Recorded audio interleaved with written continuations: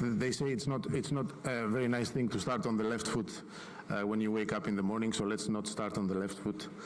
I'm very, very grateful to have you all here. But before saying anything further, I would like to kindly ask you for a moment of silence in the memory of the innocent victims of this horrible tragedy in Israel. So please stand up to honor these people.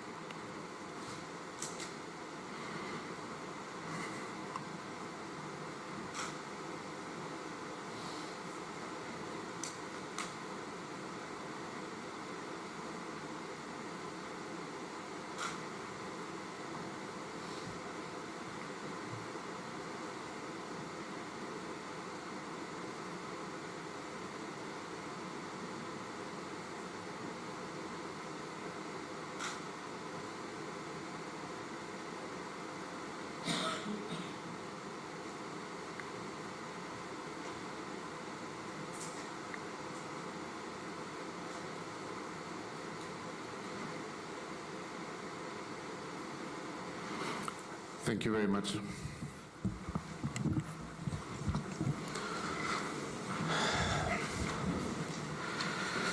So it's never easy to start any event like this, especially when we have such an unfolding tragedy in the past few days, a tragedy which affected the lives of thousands of innocent people in Israel and beyond Israel, and the lives of people, of Jewish people and non-Jewish people in Europe and in the world as well.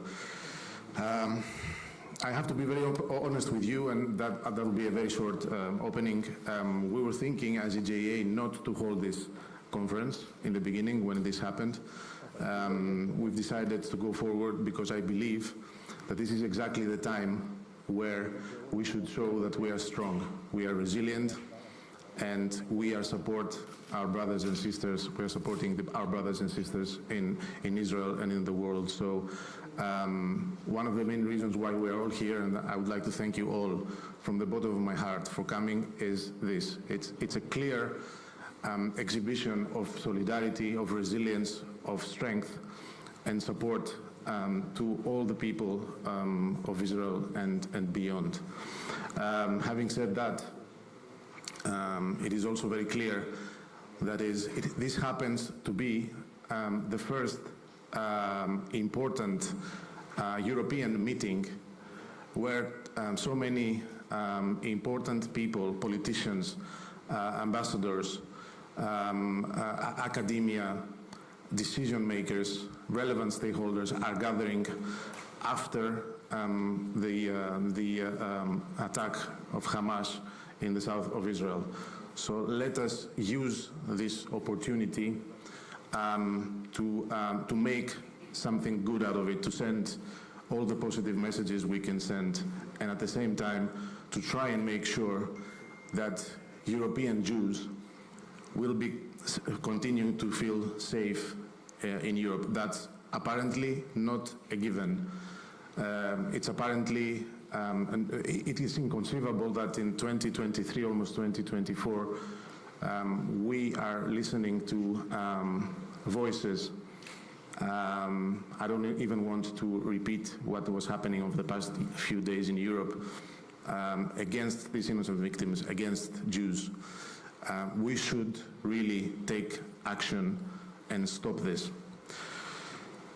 We also have decided to go along because this was scheduled to be a very important meeting for European politicians and decision makers alike, due to the fact that it is clear that there are things to be done.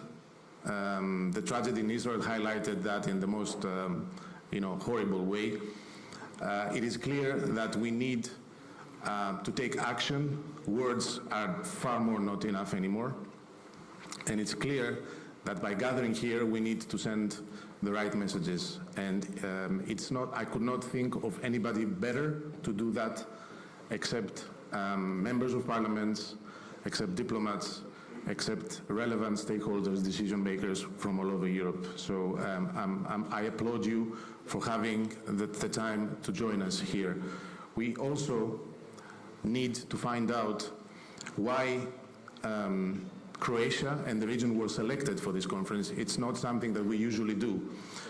We usually organize this commemoration of Kristallnacht a month later, and in Poland most of the times. We decided to come to Croatia to highlight a couple of things. First, that this region, the country and this region, unlike what many believe about the region and about the country, is way ahead than many developed Western European democracies when it comes to anti-Semitism. And we're going to try and highlight this in the best possible way during this conference and during our visit to the memorial site of the concentration camp Jasenovac tomorrow morning. The second reason is, of course, equally clear. No matter how many positive steps have been taken, it remains clear, without question, that a lot more needs to be done. And the simple visit to a concentration camp that has nothing to do with other concentration camps in Europe, has nothing to do with Auschwitz, has nothing to do with Bergen-Belsen, with Mauthausen, with Dachau. It has nothing to do even with Terezin, where we have been last January. A visit to a concentration camp that looks almost doomed to oblivion, and nobody knows if it will be there after, I don't know, 30, 40 years, will highlight exactly that the battle to not forget the Holocaust is way not over. We need to fight this battle every single day. I'm hopeful that during this conference and during the visit you will be able to understand much more about the reasons why we chose Croatia to host this important event. Having said that, and having in mind also what I said in the very beginning, that we have to start on the right foot instead of the left one, I am kindly asking His Excellency, the Ambassador of the State of Israel to Croatia, Mr. Koren, to join me on the floor and share with you a few thoughts about this event and beyond. Mr. Ambassador, Your Excellency.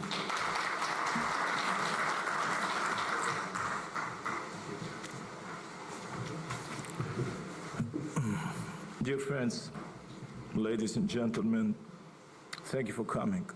I'm sure that some of you, most of you maybe considered whether it will be wise to come to this moment, at this moment, to Zagreb to have this conference. And we consulted a few of our colleagues. It was obvious that this conference is needed more than ever. So again, thank you very much for being with us. Thank you very much for choosing Zagreb, Croatia. Let me say a few words. They, I think, reflect the messages of the Israeli government, and not only about the situation, about the war. So I'll do some official things that's probably expected of diplomats. Dear ladies and gentlemen, Honorable former President Kolinda Grabar-Kitarovic, I think she's already here, not sure. Honorable Deputy Mayor of Zagreb, Luka Kolait, my dear friend Professor Dragan Primorac, European Jewish Association Managing Director Yolis Papadakis, Mr. Bolkovic, honorable guests who traveled from abroad. I'm glad to see also, of course, very much members of Sabor, the Croatian Parliament, and members of some other European parliaments. I had the opportunity to chat only with the Greeks, our dear friends. I believe there are some others. Thank you very much for arriving. First of all, I would like to congratulate everyone at this conference, and especially the organizers, the European Jewish Association, Rabbi Margolin, and Chief Executive Officer Papadakis. Special thanks to my friend here in Zagreb, Rabbi Pinchas Zaklas, and his wife Rezi, who built a warm home here in Zagreb, a home that is open to all. Thank you for inviting me to take place in this conference, and I wish you fruitful proceedings. Tomorrow, a planned visit to the commemorative site of the horrible Jasenovac concentration camp preserves the tradition of EJA's yearly delegations to Auschwitz.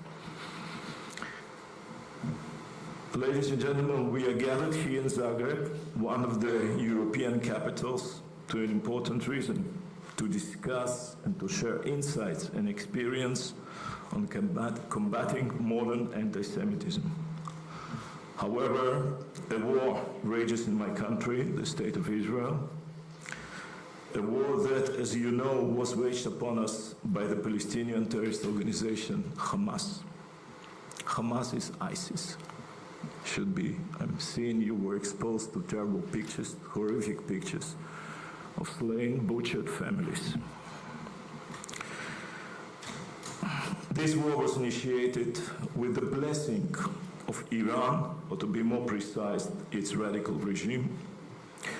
As Iran is openly calling for destruction of Israel, its proxy Hamas has the hatred for the Jewish state and the Jewish people very much embedded in its organizational DNA, in its hateful ideology, and its barbaric terrorist acts. As we mourn our dead and worry for the hostages in the hands of Hamas, I see this conference not only as an important event to deal with one of the oldest scourges of humanity, anti-Semitism, but also an opportunity to show solidarity with the Israeli people and State of Israel, and as a follow-up to that, an opportunity for your personal involvement in engaging non-Jewish friends of Israel in Europe and elsewhere to stand with Israel in this dire time and to support its right to self-defense. Israel has no choice but to win and to destroy Hamas, to obliterate Hamas' capacity to attack us again.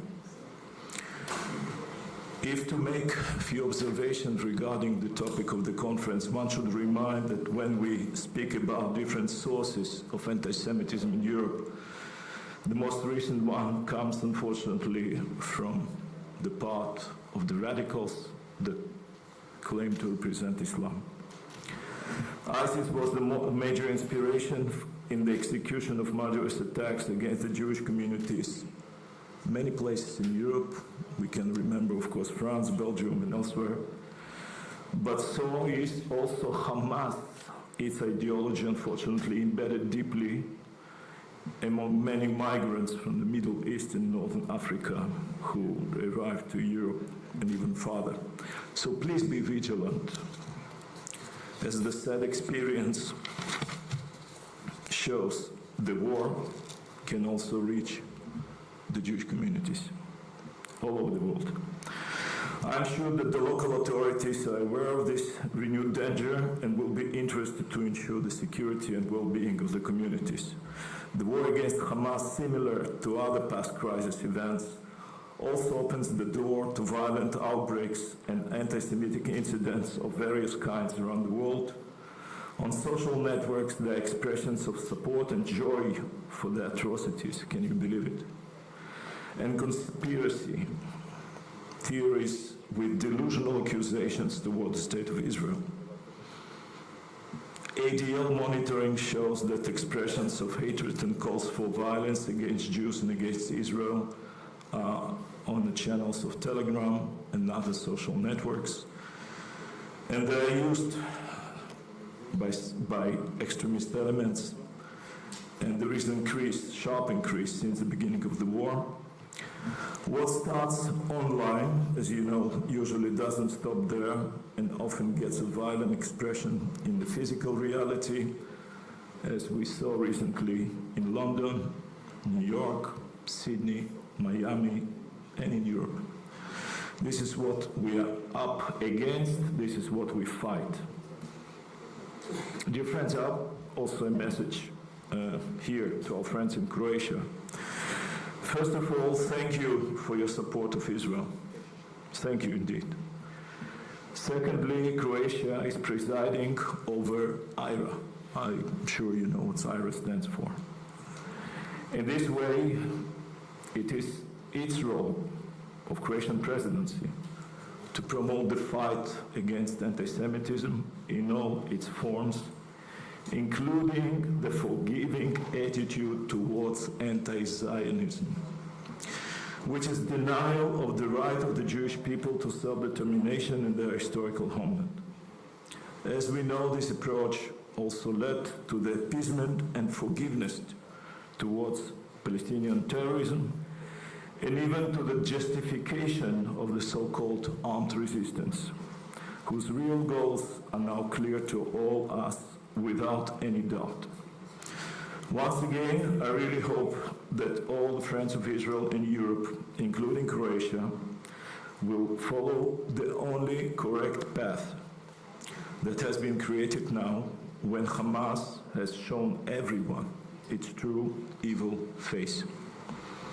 And finally, I'm certain that you are following not only the developing situation in Israel, but also statements made by Israeli leaders.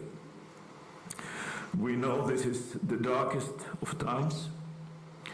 We know that there is no way to describe the pain our nation is feeling. Eventually, even it will take a long time, Israel will prevail over the terrorists of Hamas. We are greatly thankful to President of the United States. I'm sure that most of you have seen his statement. Very clear message to those who will try to interfere. We're speaking about Iran, Hezbollah, and others. The nation of Israel lives. We will persevere. We will not be broken. We have no choice but to win. Am Israel Chai. Thank you.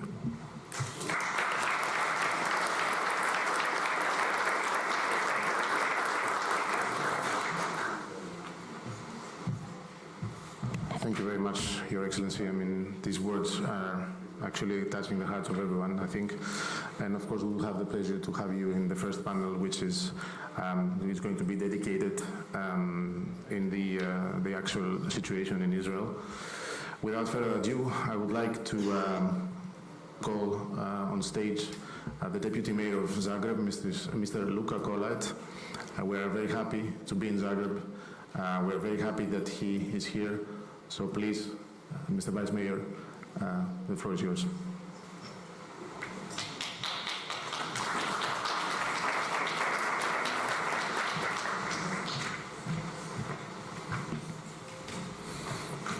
Thank you.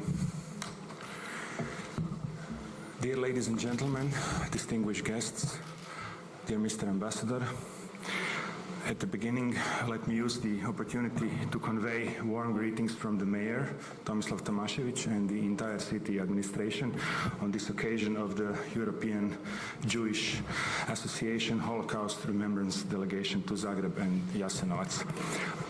Mayor couldn't be here since he's at the conference in Budapest, but he's coming back today and he will probably join us tonight at the concert. I feel gratitude for being invited here and for being able to take part at this conference. And at the very beginning, I would like to express my deepest condolences for the people of Israel, for the victims and their families regarding the last course of events and the atrocities committed. We strongly condemn the attacks of Hamas, and we were the first parliamentary party who did this, who condemned these attacks. We as a city authority are doing everything we can in order to promote friendship and bonds with the Jewish community of Zagreb. We support your programs and activities and help your visibility, so to say. I personally attend all the events that you organize, and I always feel more than welcome. There are several important steps that we as a city made in regard of this visibility, as I said. One of the most important was the final unveiling of the Holocaust Victims Memorial last year. It is located right next to the main railway station, and it's a very decent and moving sign of the events that took place in Zagreb during the World War II and the Ustaša regime. I'd like to announce another very important action that the Jewish community of Zagreb undertook in close coordination with the city authority.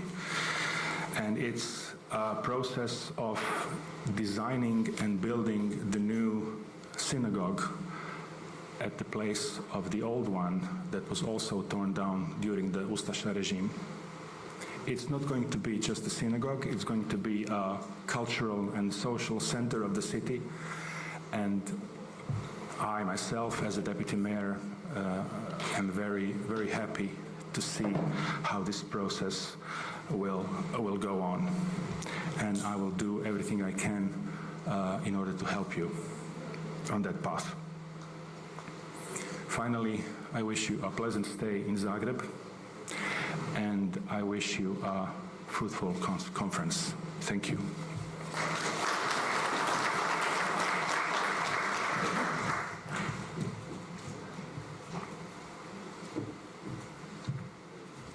Hvala vam lijepa. Ja bi ne mi mislili organizirati skup u Zagrebu bez vas. Meni osobno je grad Zagreb u srcu iz više razloga. Jedan od tih razloga je što upravo ste rekli za saradnju sa Židovima, sa židovskom opštinom i židovskim zajednicama u Zagrebu i u Hrvatskoj, tako da mi je jako izuzetno drago što ste tu. Without further ado, I would like to call on the floor His Excellency Mr. Dragan Primorac, one of the main partners of this event, who has been a Minister of Education and Sport in Croatia. He's a leading figure in Croatian politics, in Croatian academia, in Croatian sports, in many aspects, and of course, partner of ours in this very important event. So, Dragan, please, if you would like to take the floor to share with us a couple of words.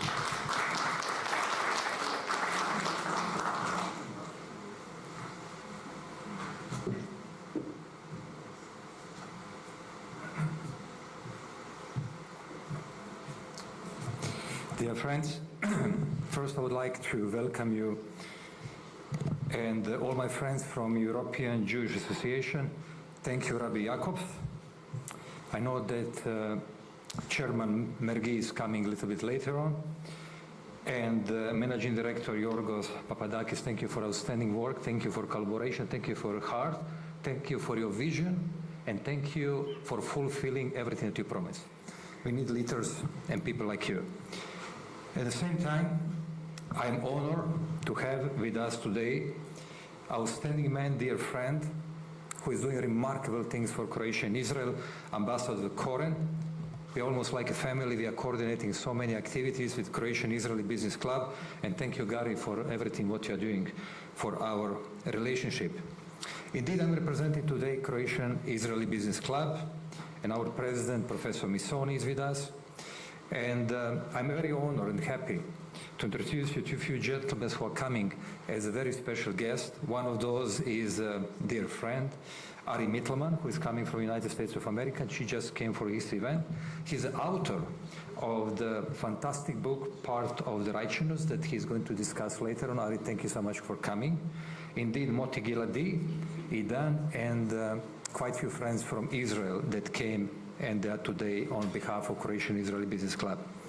Very happy to see dear friend Rabbi Pini Zaklas and many of you, including Rector Ljutic, political leaders, Vice Mayor, and so on.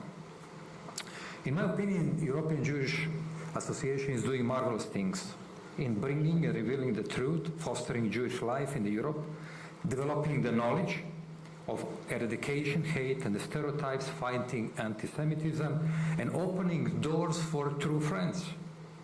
And that's exactly what we are looking for. As a minister on the early I would say 2008, 2009, I had great honor to introduce in the Croatian curriculum learning about anti-Semitism. I was leading the first delegation of Croatian professors to go and visit Yad Vashem. And today I'm very proud to tell you that what Croatia is doing, it's actually putting Croatia and Israel in the closest possible relationship. And I can witness you from a recent statement from Prime Minister Netanyahu, who is a very close friend in my meeting with President Herzog. Today we are facing a very difficult situation. And please let me briefly tell you how I define the evil. So evil involves the intentional infliction of harm. Evil inflicts the harm merely to the pleasure of doing so. The victims of evil are innocent, and the evil represent antithesis of the order. That's exactly what happened a few days ago in Israel. President Biden, in yesterday's speech on this terroristic horrible attack, make very clear statement. We are talking about sheer evil. That's what all of us agree today. Croatian people are deeply in touch with Israel, and Croatia stays shoulder by shoulder with our brothers from Israel and sisters. But there's one message I would like to deliver to you. Israel תנצח את השטן. I don't have any doubt that it will happen.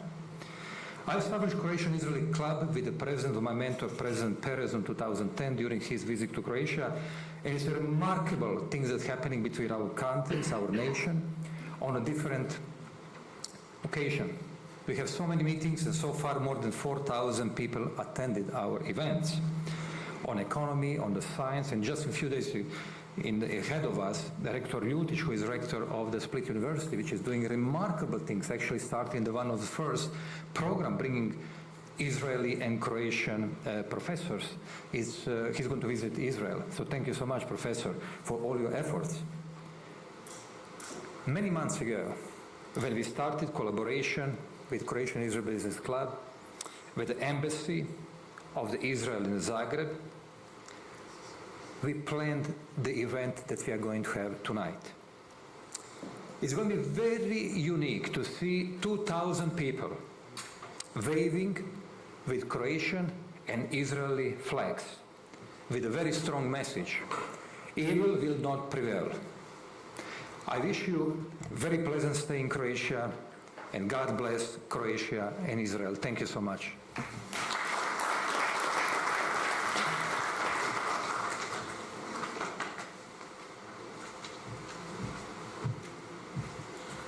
Hvala vam, Dragane, dragi prijatelji, ako smijem reći. Vizija mislim da je bila zajednička. To organizirati, nažalost, nismo predvidjeli da ćemo se suočiti sa ovom užasom u Izraelu, ali meni je jako važno da već gradimo nešto. Mi kao EJA želimo biti više prisutni u Hrvatskoj i u regionu. I taj prvi skup je, mislim, prvi korak ostvariti tog plana i ostvariti našu misiju u regionu. Uvijek ovdje je bilo nama drago doći iz razloga koji ćemo razgovarati malo dalje, ali do sad nismo uspjeli. Nikad nije bila regija prioriteta za EJA iz više razloga. To pokušamo promijeniti uz vašu pomoć. Hvala vam. Speaking about partners, this conference would not be possible without the generous support in various levels of the World Zionist Organization. Unfortunately, the representative of WZO, Mrs. Raheli Barac-Rix, had to stay in Israel because of the situation there. She could not make it to Zagreb. She has been present in previous events of EJA. We have a long-term standing relation with the World Zionist Organization. We are really hopeful that this will continue.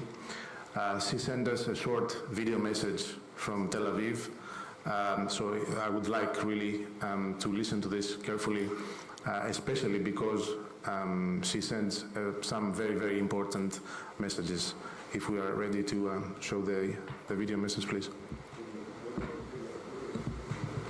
Dear ambassadors, dear guests, I was supposed to be with you today in this important conference.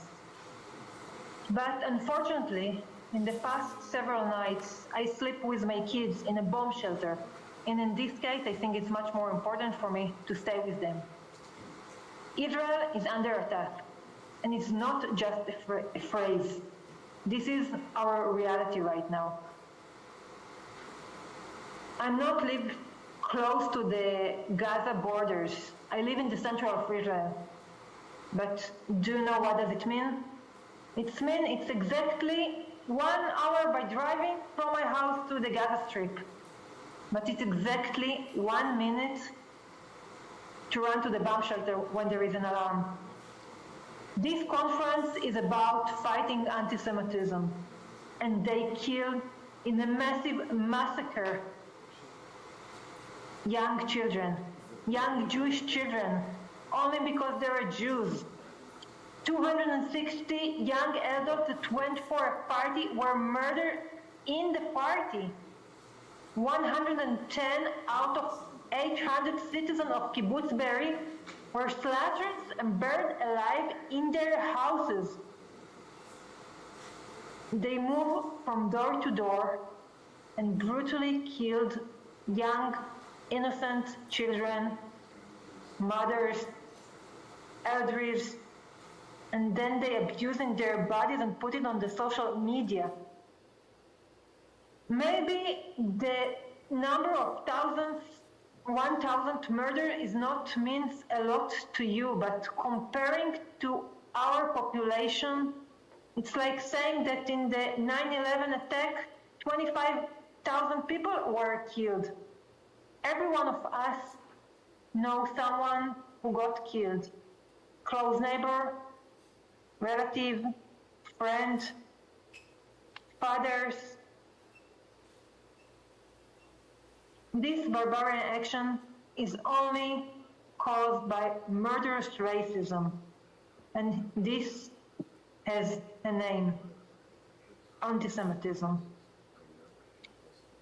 The ideology that's growing and spreadly openly, and we have seen it receiving practical expression in unhumanity activities without any distinction or justification.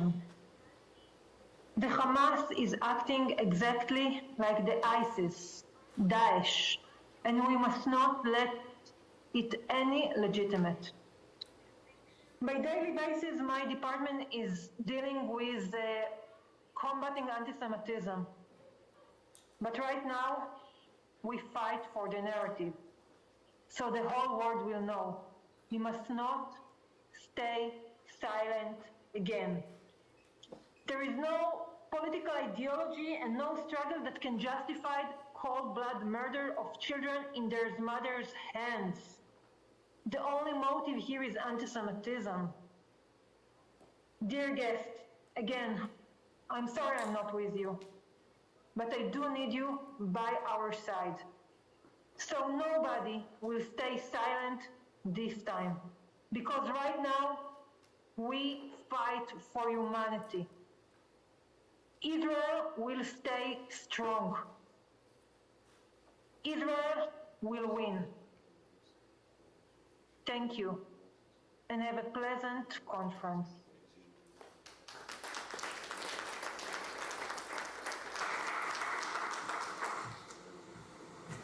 Yeah, I think we all agree about what we all just heard. There is no need for me to comment further, besides the fact that it's clear that we must stand in the side of Israel in this battle, because Israel is going to win, not just for Israel, but for the rest of all of us as well. Having said that, I promised that we're going to modify a little bit our program so that we have a discussion about the actual situation in Israel. I think it comes without saying that it's in the interest of everybody here. So we are practically going to have a discussion about this. I'm very happy actually that Ambassador Koren is going to stay with us a while longer to participate in the discussions. I would like to call him again on the floor and take a seat here. I'm also extremely pleased to greet Her Excellency, the former President of Croatia, Mrs. Kolinda Grabar-Kitarovic, please, President. We will have also in the same panel Mr. Rémi Rebeyrotte, the Secretary of the French Assembly. Mr. Rebeyrotte. And we will also have a very dear person to most of us here, Professor Dr. Ivo Goldstein, former diplomat and one of the I would say one of the more keen experts when it comes to Judaism, to Jewish issues in Croatia, in the region, in Europe. He's also with us. So, Professor, thank you very much for coming.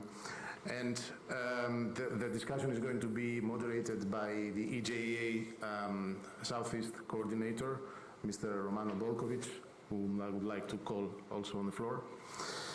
And we will have also a special guest from Israel, but I will tell you more about that in a while. So please, this is the first panel of the day. Romano, the floor is yours.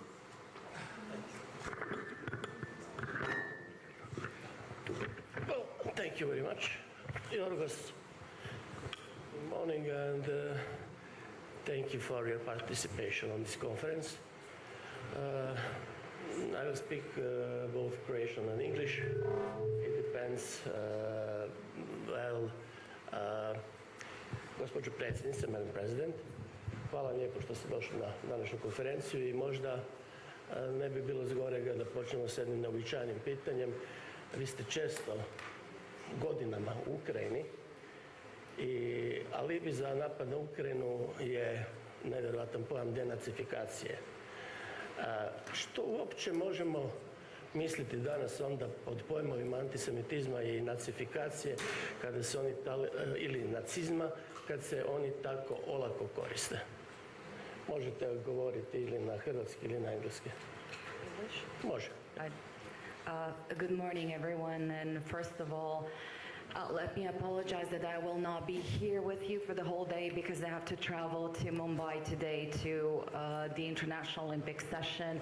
So I have a short window this morning, and let me also begin by giving support to you, Mr. Ambassador, and the State of Israel, and express my utmost shock and the deepest condolences for the victims, all the victims of the attack of Hamas's attack on Israel, and of course, my condolences for all the civilian victims in this conflict. To me, this is something that did come as a surprise, and I think to the rest of the world community it was a shock. A lot of people have been started to call this war, this attack, as Israel's September 11. Nevertheless, when you look at the underlying situation, it does come as perhaps an existential move for the Hamas themselves, because in the recent months and years they have noted shifts in the geopolitical structure and the developments that have, I believe, threatened even not just their political prominence, but perhaps even their existence. With the economic and political situation, with the fact that Israel was well on the way of establishing relations with other Muslim countries, in particular in the Gulf, with the fact that the normalization of relations between Saudi and Israel was also on the way. with the good offices of the United States. So thinking about the repercussions of this attack over the weekend, certainly it will have geopolitical consequences in the Gulf and elsewhere, and shifting political alliances, which will in turn affect anti-Semitism around the world, I'm afraid to say so.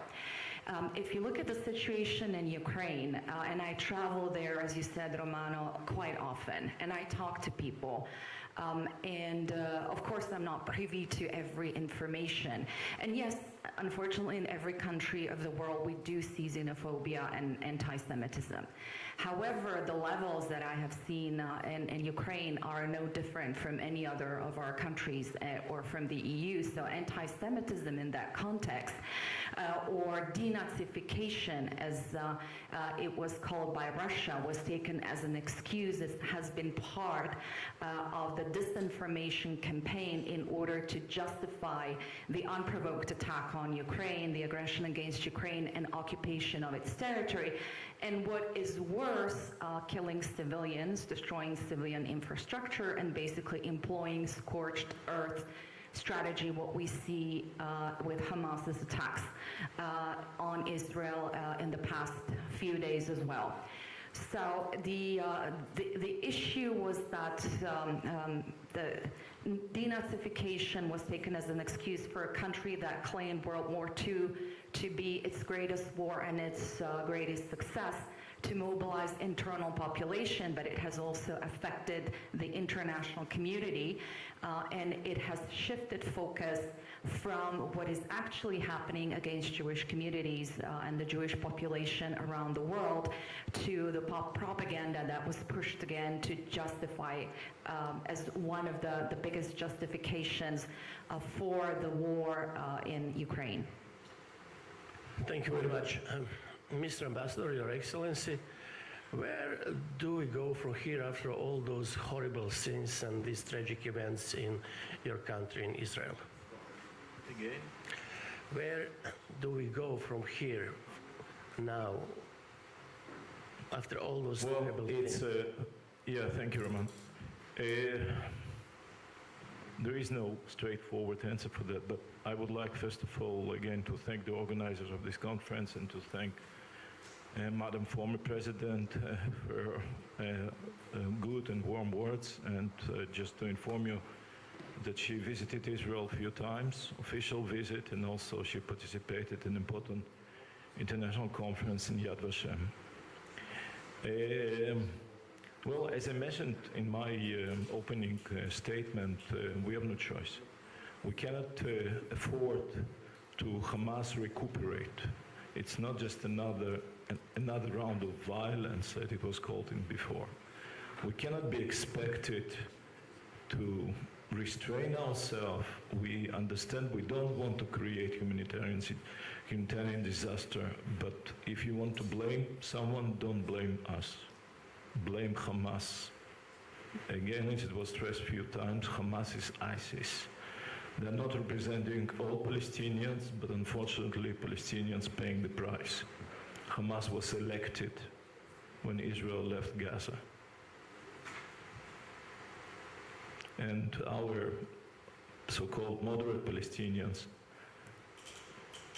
if there will be free elections in Palestine, Hamas will come to power. You have to realize it's a radical, murderous movement. On one side, it is a branch of Muslim Brotherhood, and we know what happened in Egypt 10 years ago when they came to power. On the other hand, they were funded generously by Iran, and they were trained by Hezbollah, and they were receiving weaponry, sophisticated weaponry, mostly from Iran, by different ways. Doesn't matter right now. Doesn't matter right now that there was a surprise. It doesn't matter right now there was maybe a failure on our side to protect our people, the citizens of Israel, kibbutzim, moshavim, towns, and what we call Otef, Aza, this narrow strip close to the Gaza Strip. It's quite heavily populated, actually. Agricultural settlements, most of all. So there will be a campaign. There is a war they wanted, war they got. Right now there is a massive air campaign.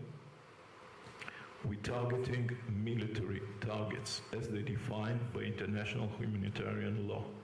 You should understand this. Any civilian target, the moment there are military activities, there is a weaponry, there is a command post, it becomes a legitimate military target. With all the complexities around it, I'm sure that our friends, NATO countries who fought the wars in Afghanistan, Iraq, other places, what Americans right now doing also great job against ISIS in Syria, they understand it perfectly well. So we will need a support also on this level, because Israel will be criticized not only by friends of Hamas, but also, unfortunately, in international organizations. They have automatic majority. Always Israel is at the crosshairs. Always Israel will be criticized. Always we will be expected to stop. And if we'll stop, what good will come out of it? This time, we should finish the job. Thank you very much. For Deputy Remy Reberod, excuse my French, Secretary of National Assembly of France, I have a question of my good friend Alex Benjamin from European Jewish Association. So good that I must ask you. Well, Deputy Reberod, we have some disgusting pro-Palestinian protests across the Europe.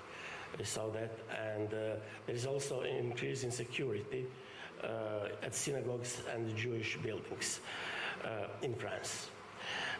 Can I ask you, how is the Jews that get taxed so barbarically are required even greater protection? Is there something serious wrong here? Thank you. Dear friend, my English is very, very, very bad. I prefer speech French. Thank you, Yoram. Je voudrais d'abord vous dire le soutien du peuple français, du gouvernement, d'une grande majorité des élus au peuple israélien dans les souffrances qui sont aujourd'hui les siennes, et la condamnation absolue du terrorisme islamique qu'est le Hamas. Je voudrais vous dire vraiment nos condoléances et notre amitié, et vous dire aussi que les enfants d'Israël sont nos enfants. So I would like to say the absolutely support of the French government, the French deputy for Israel. Our condolences and our thoughts are with the kids of Israel. J'aurais voulu vous dire que tous les élus français sont sur cette ligne, mais ce n'est pas le cas, et ça rejoint notre sujet. L'extrême gauche en France, M. Mélenchon, la France insoumise, est pour le moins sur des positions ambiguës, je dirais pour le moins. And I would like to say that all the MPs in France are thinking the same, but unfortunately, that's not the case. For example, we're going to talk about the far extreme left movement in France, for example, like Mélenchon. So this is what we're going to see next. Il faut vous dire qu'aujourd'hui, 9 étudiants sur 10 en France de confession juive se disent avoir été victimes d'actes antisémites.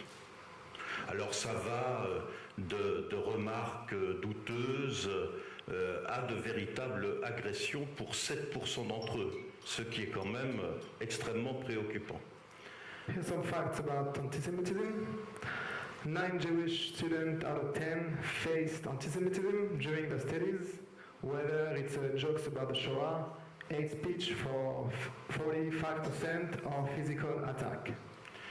Ils associent 63% de ces actes à l'extrême droite, au relent traditionnel d'extrême droite, mais aujourd'hui, 83% de ces actes, ils les associent à l'extrême gauche, tant l'islamo-gauchisme est présent dans l'université française aujourd'hui.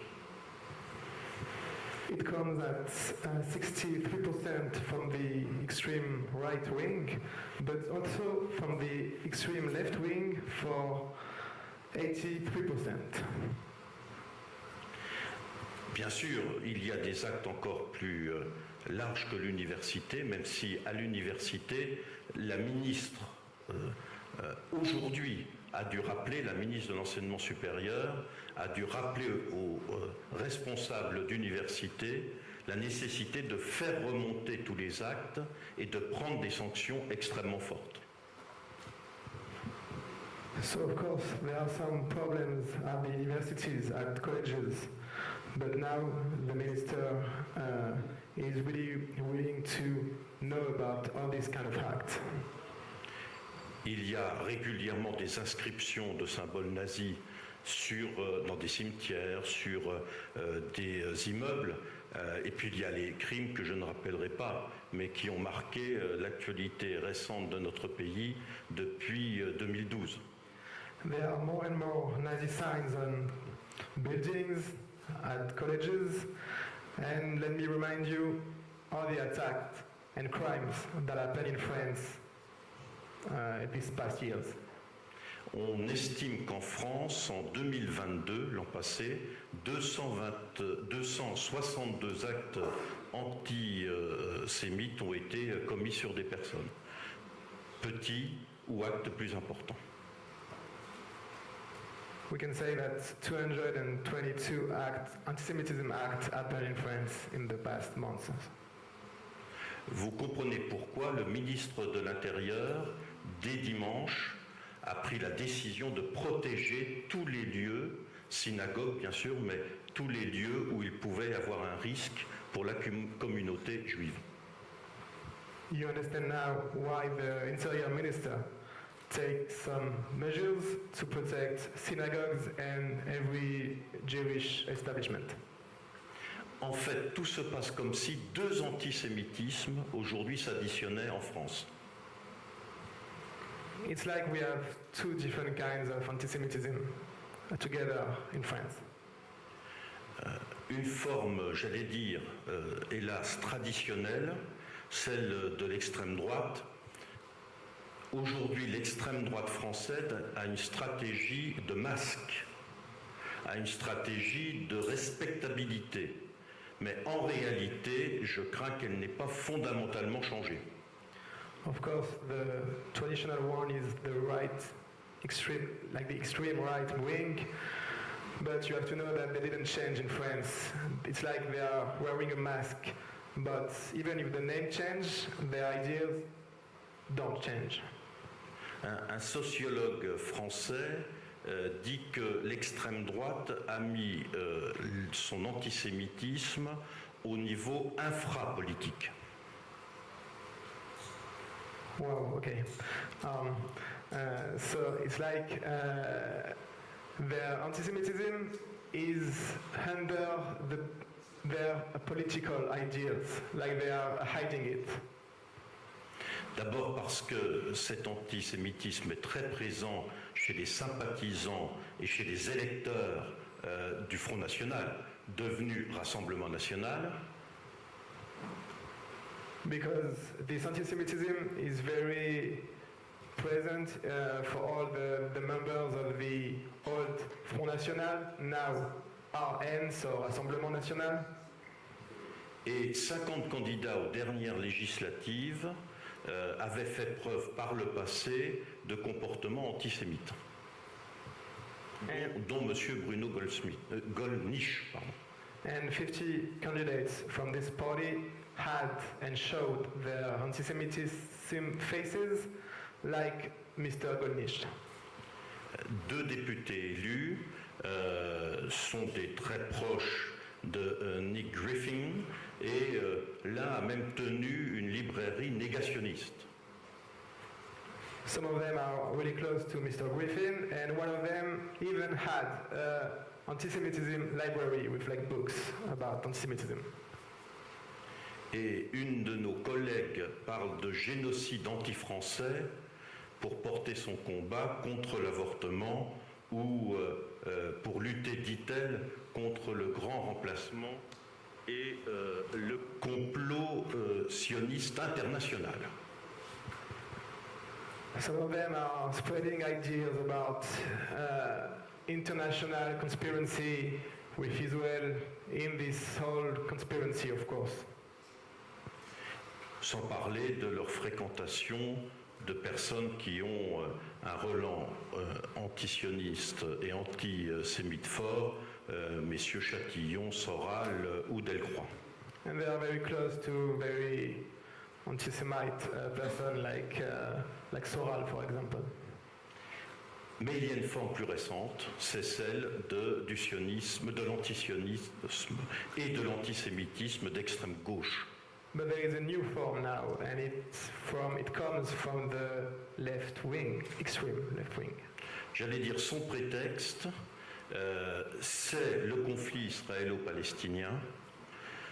Sa réalité, c'est une plus forte communauté musulmane et un vote communautariste qui essaye de capter fortement M. Mélenchon et l'extrême gauche française.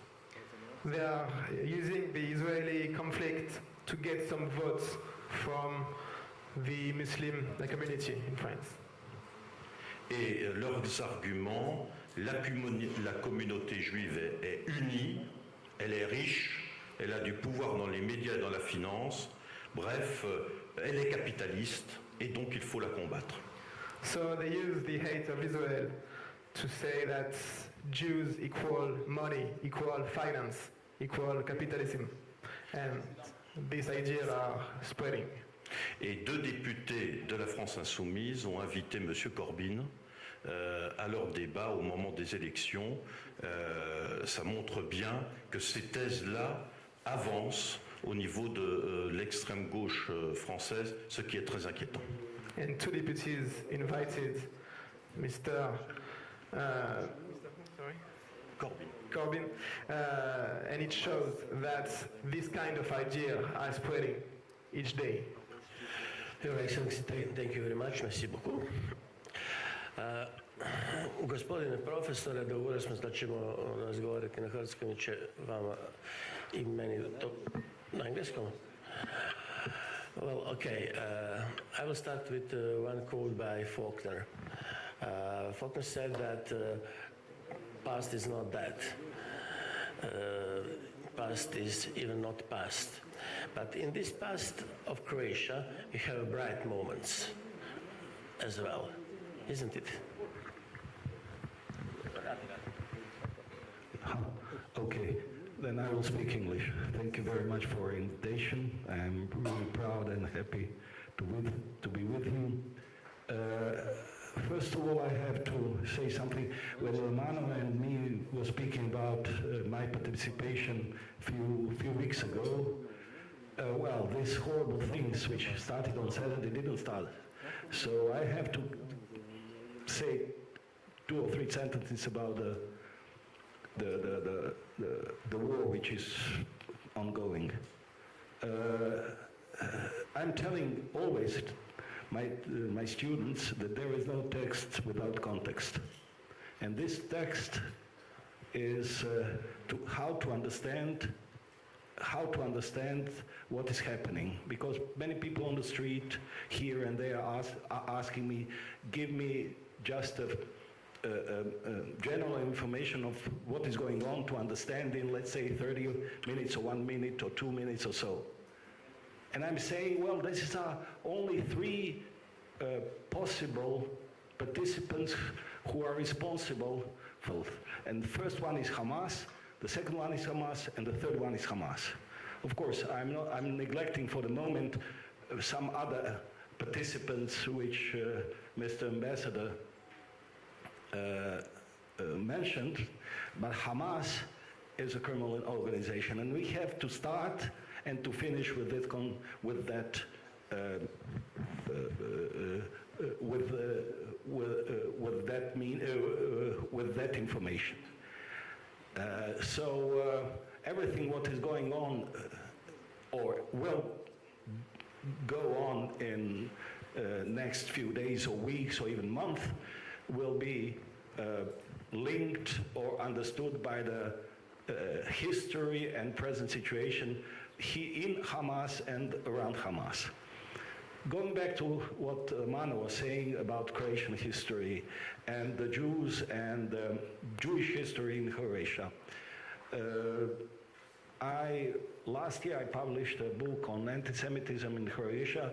Of course, it's a huge one, and nobody can or nobody should hire these bad and ugly events which happened with the destiny of the Jews throughout history of Croatia, particularly the Holocaust, which happened in the Ustasha, so-called independent state of Croatia. Nevertheless, there are bright moments, and one of the best example for giving you that, presenting you that far part of history is, of course, the partisans and the Jews. Because the Jews, 5,000 Jews from Croatia and Bosnia and Herzegovina, and some of them from Serbia as well, but mostly from Croatia and Bosnia and Herzegovina, succeeded to join the partisan units in 41, then in 42, 43, and that's how they survived. 5,000 Jews survived till the end of the war on liberated territories, out of 9,000 who survived at all. 39,000 Jews were living on the Croatian soil in Croatia and Bosnia and Herzegovina. Before the war, 9,000 survived, 5,000 due to the partisans. And the history of my family is one of which I can present you this is first-hand experience. My grandfather was killed. My grandmother took her two sons, my father and my uncle, 13 and 9, at the beginning of 42 to the liberated territory, or to one of the partisan units. That was Primorsko-Goranski Oblast, in which grandfather, as I am informed, grandfather and grandmother of Mrs. Grabar-Kitarovic, which were already fighting. So my father, he was less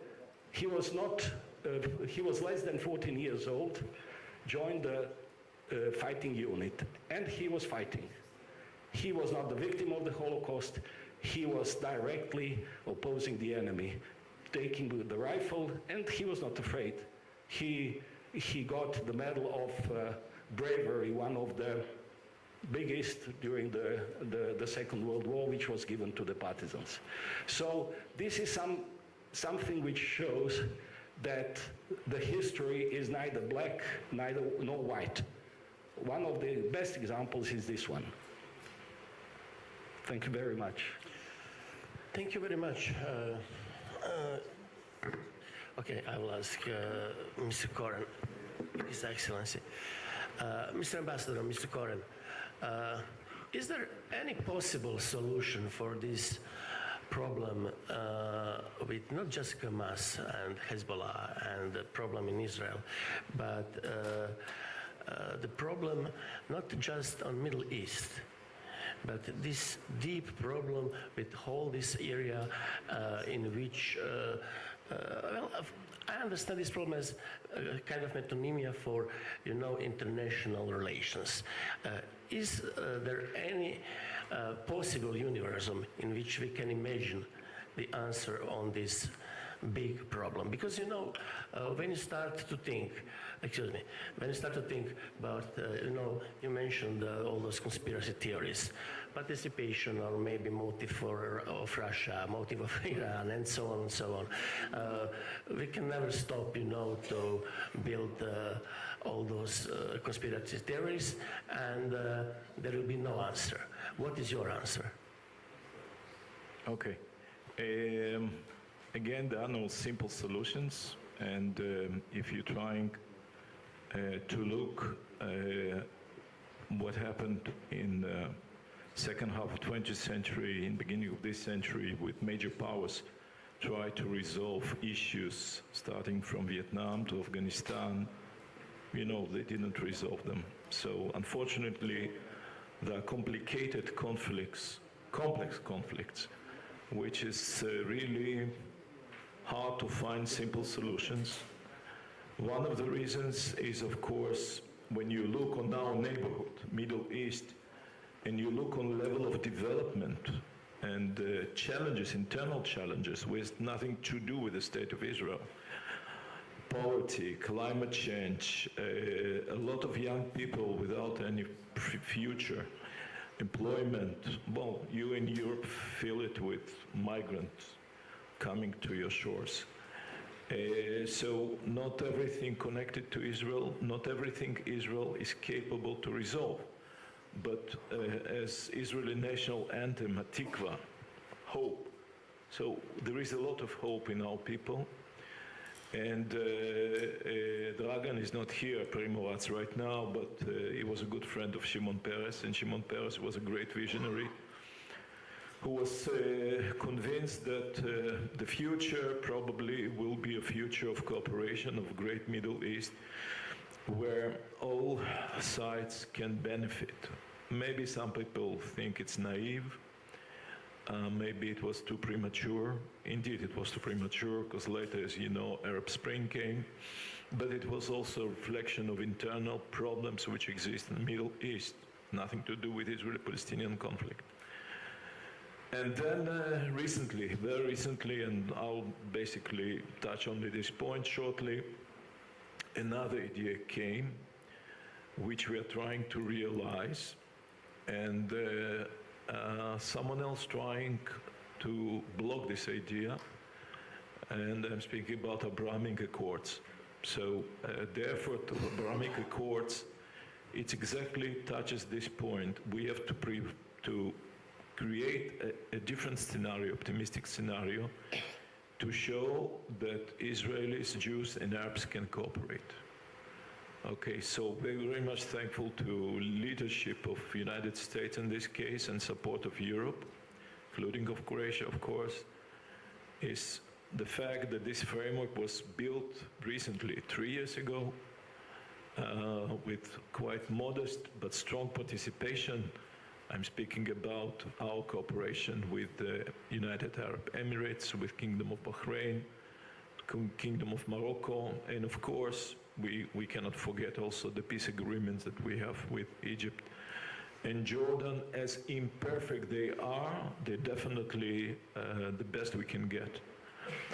If it will be possible, and I believe that the situation right now, the war against Hamas, and any attempts to use this war in order to stop this process of rapprochement between Israel and Saudi, Kingdom of Saudis, I think this is the answer. So if you would like to see some kind of hope for the world, for the stability, for creation of jobs, creation of stronger economy, cooperation in science, cooperation of environment, you know, Dubai will host COP28, Conference of the Parties, a major world conference how to deal with the climate change. And again, because of the war, we cannot prejudge, predict what may happen, but we have intention to be a very strong participant there. And Israel has a lot to offer to our neighbors in the field of water management, combating desertification, modern technologies, public health, things like that. And some of our neighbors realize this. Some of our neighbors realized a long time ago the problem is not the conflict with the Palestinians, but rather the threats that are coming from Iran. I'll stop here because you know quite a lot. Of course, we can continue sometimes on your program on TV.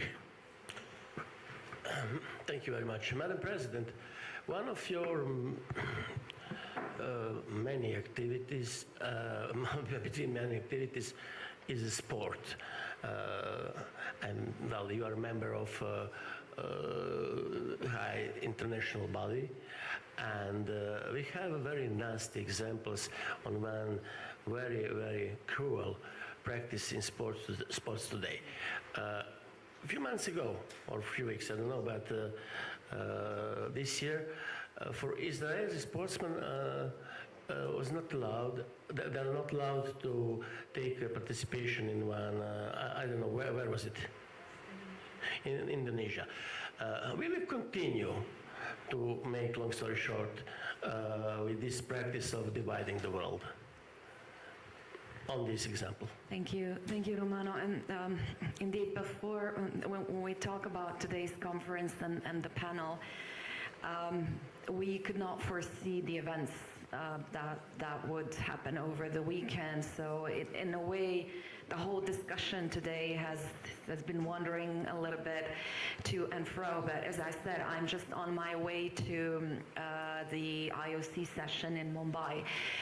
And for about 10 days, so even before Hamas's attacks on Israel over the weekend, we were preparing a strong statement against any countries banning athletes from participation in international sports events on their territory for political reasons, and having in mind precisely the fact that Israeli athletes have been denied recently access to international competitions. Now, looking at the situation today, I just would like to pick up on a couple of points that Professor Goldstein and the ambassador have said. Of course, Hamas is not Palestine and should not be confused with Palestine. But what I'm afraid of is that the public perception in much of the world will be so. And everybody has to be careful in their classification of the attacks and Hamas as a terrorist organization and what they have been doing in order not to provoke further anti-Semitic sentiments. What we have seen in the past few days as well, demonstrations in front of Israeli embassies around the world. Of some young Arabs and others. Some of them perhaps feel confused. Others definitely have been manipulated and instructed to use the current situation to provoke a further anti-Semitic feelings and to prevent from what we have been seeing and what I touched upon in my opening remarks and what the ambassador has talked about a little bit further, and that was the path, the Abraham Accords and everything else, all the steps that were being taken in order to normalize as much as possible the relationship between Muslim, primarily Arab states and Israel, apart from Iran. So what will be, Iran has already given very strong statements that are absolutely outrageous when it comes to their supporting Hamas's attacks. It remains to be seen whether it was just Hamas or whether there were third parties involved. But those statements are absolutely dangerous. And just as, again, putting Hamas and Palestinians on an equal footing. So there will be weeks and months ahead of us where we'll a lot of explaining to do. And now what will happen in Israel? Of course, this is, I mentioned it was an existential threat for Hamas because they denied the Holocaust, they denied the right of Israel and the Israeli nation to exist, to have their own state. And everything was leading towards more and more countries accepting the fact of existence of Israel, of the state of Israel. This has, however, in a way become an existential threat for Israel as well, because the brutality attacks that we have seen, especially against civilians, the massacring of the dead bodies, the raping of women, is something unparalleled to what we have seen in recent years, and that will provoke outrage. Of course, national security will become priority number one in Israel, and you already see, and it's to me, it was truly amazing to see how many young Israelis have responded around the world to the call to go and defend their own country. So this will be the priority number one, and Prime Minister Netanyahu has already said that he will not stop until he has, or Israel has destroyed the last remnants of Hamas. I don't know whether that will be possible in the near future. There will be resistance, there will be aid to Hamas, but that is the ultimate goal. So in my opinion, the situation, the war will continue. We're perhaps looking at a long-term situation. And in the meantime, we do have to take care that we keep not just neutrality of sports and allow for that to be an arena where people can come together and try to find some kind of a dialogue that is not possible elsewhere. But really to be very careful when we explain the situation in Israel to the rest of the world, and to do as much damage control and as much of that influencing the public in our own countries in order not to provoke sentiments that could backfire in terms of attacks on individual people or entire communities. Thank you. Thank you very much.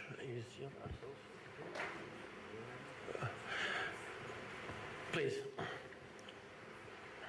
Just a second. Thank you very much. Well,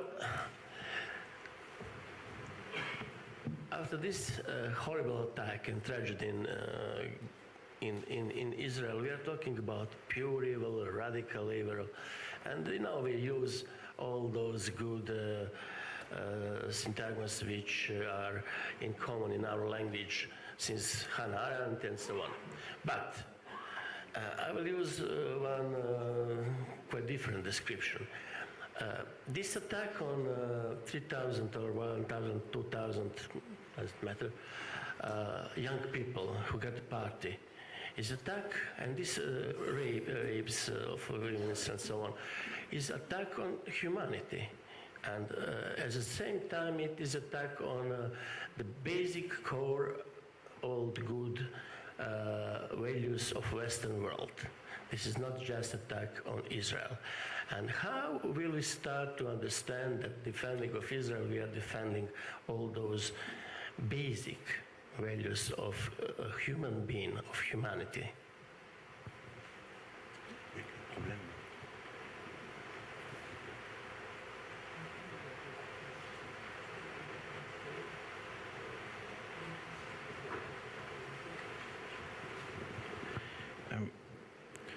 C'est sans doute pour cela qu'une écrasante majorité des Français sont choqués par la position prise par l'extrême gauche. This is why the majority of French are shocked with the positions of the extreme left wing right now. Comment on ne peut pas condamner des atrocités, la barbarie, d'où qu'elles viennent, et encore plus d'un terrorisme que nous avons subi en France, et il y a quand même peu d'années. How can we not condemn atrocity knowing what France have been through these past years? Beaucoup de Français ne comprennent pas, et heureusement, ne comprennent pas que l'on puisse avoir une attitude, j'allais dire, incompréhensible face à un tel choc, face à de telles atteintes contre l'humanité. A lot of French just don't understand how we can keep silent knowing what happened in Israel.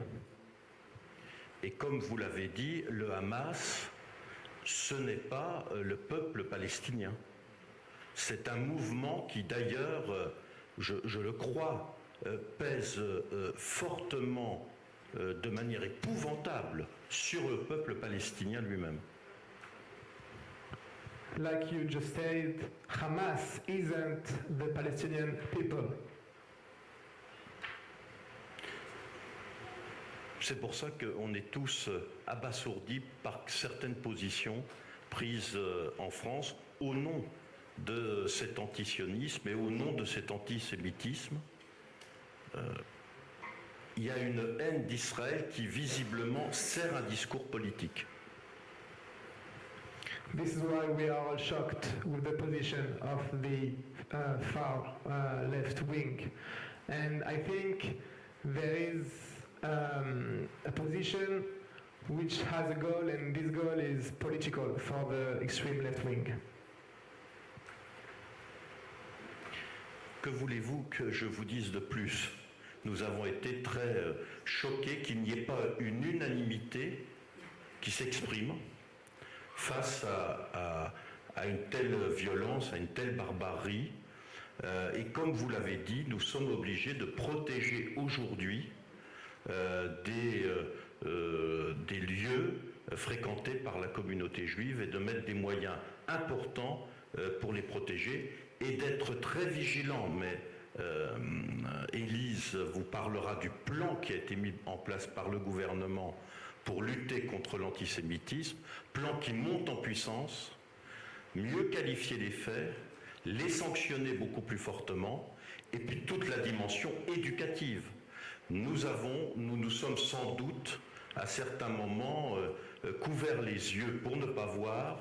Il faut maintenant voir les choses en face, éduquer, emmener sur les lieux du souvenir et accélérer un travail fort de lutte contre cet antisémitisme et ce qui aurait tendance à devenir une expression politique parmi d'autres, ce qui est parfaitement inacceptable.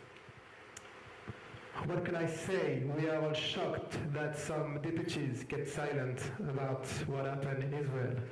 But we are now very careful. The government protected all the Jewish establishment, the synagogues, and Elise will talk later about the main role of education in France and how it's important to visit remembrance places. And education has a major role to play to fight against anti-Semitism. Thank you very much. A question for Professor Goldstein. I mentioned some stereotypes in language, but there's also in everyday communication. Is it possible that we finally understand each other? It is possible. I don't know whether we should think that it will happen.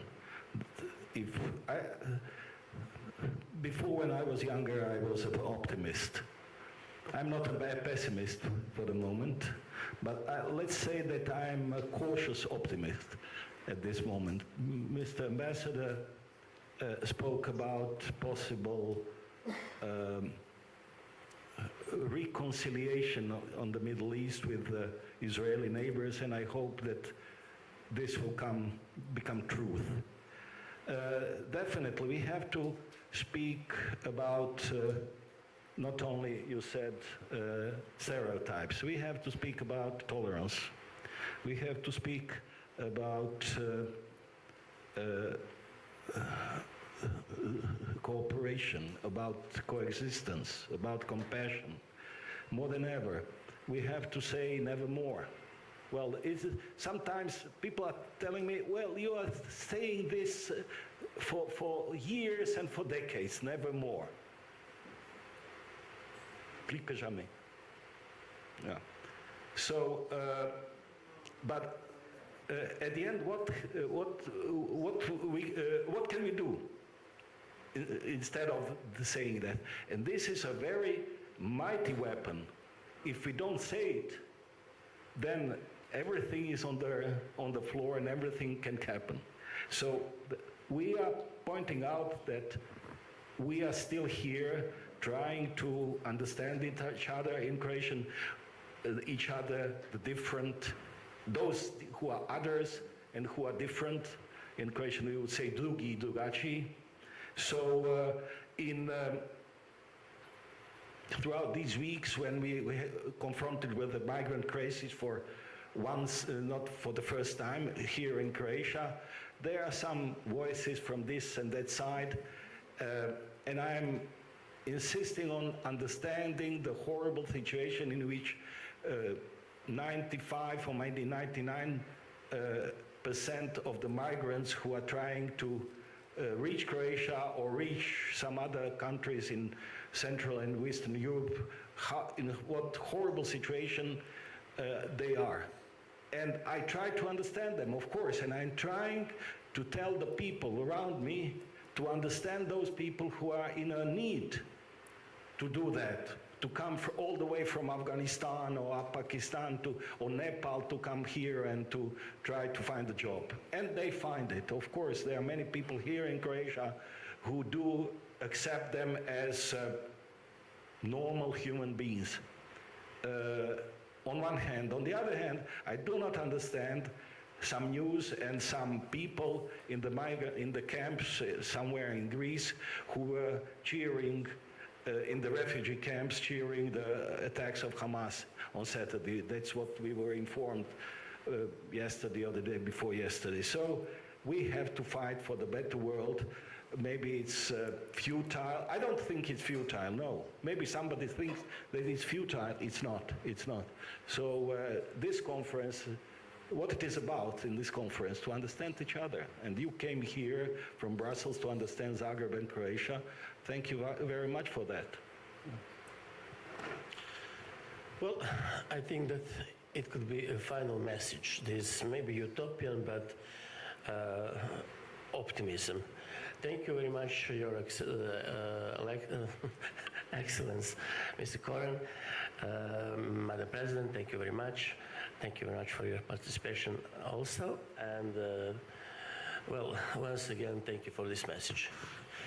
Thank you for your patience, everyone, and I think that Jorgos will have a word.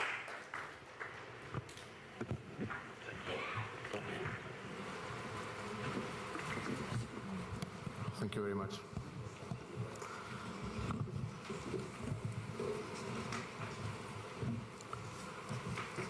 Thank you.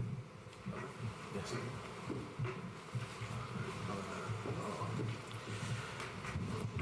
Ladies and gentlemen, I remember that I mentioned something that could happen about a special guest from Israel. We were trying to get the Minister of Diaspora with us through a video link. It's not so easy. We're going to keep on trying to have him with us at some point before the end of the conference. Not only because of the current situation in Israel, it's not that easy, but due to the fact also that he voluntarily went as a reservist to IDF, to the Israeli Defense Forces. So that's a different world there, different obligation, so it's not as simple as it could have been. Nevertheless, I think this was a very educative panel, giving us a quite thorough picture of the current situation, and I'm really thankful for the ambassador for doing so. On the other hand, if you allow me, I would like to point out a couple of things as a conclusion before moving to the actual working part of our conference. For us at EJA, it is vital that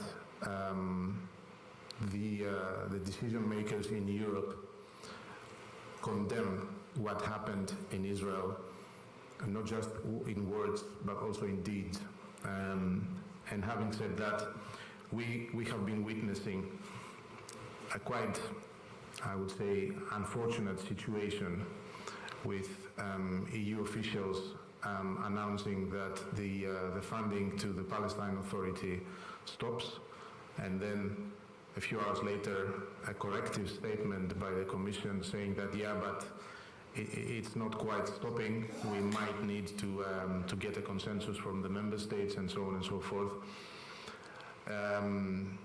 For us, it's very important that Europe shows a very strong and united voice. We realize, of course, that among 27 member states, there will always be different voices, It's not always easy to have a united voice. It's not always easy to hear the European Commission President speak like the US President spoke when he expressed his unconditional support to Israel during this ordeal. On the other hand, honestly, and since we're having here various members of national parliaments, I think they should all go home considering what could be done in order to convince the national governments that in such cases there has to be a unanimous voice of Europe. Otherwise, the game will be lost. And I'm saying this because you will hear during the conference, and I mentioned it in my opening remarks, that the number of Jews in Europe, especially in the 27 member states, is either stagnating or falling. This is a clear indication that Jews in Europe do not feel safe. And it's one thing to speak about anti-Semitism, combating anti-Semitism, fostering Jewish life. Everything is great. And we applaud every initiative of the European Commission towards that direction. But what do we really do when the alarm rings, when necessity strikes? And the answer is unfortunately quite disappointing, because now the alarm rang very loudly. Bombs and terrorists, rockets and terrorists hit Israel, and we still could not find out what was the official stance of the European Union regarding the funding of the Palestine Authority. So this is just an example, but it's, I think, highly indicative of the situation we are in. It's not enough to, let's say, implement some actions. It's not enough to ask member states to provide national plans in combating anti-Semitism. It's not enough to ask us as a European Jewish Association, because they do ask us, and I have to acknowledge that the Commission is asking organizations like ours about our opinion, and we of course go to our affiliated organization and we get their opinion, and we're trying to convey that to Brussels. But this is all not enough when we come together and we cannot have a clear voice against this horror that happened, and it's still happening in Israel. So I would really like, after the end of the conference, to hear a strong commitment, especially from our dear members of national parliaments here in Zagreb, about what we are going to do to tackle this. It's not only about anti-Semitism. Europe needs a united voice about other issues as well. But now we had the opportunity to show that unity, and we failed. And it's a pity. And then we are wondering why Jews do not feel safe in Europe. Because apparently, when you hear anti-demonstrations and slogans like send Jews back to the gas chambers, and nobody is punished about that, it's clear that something needs to be done.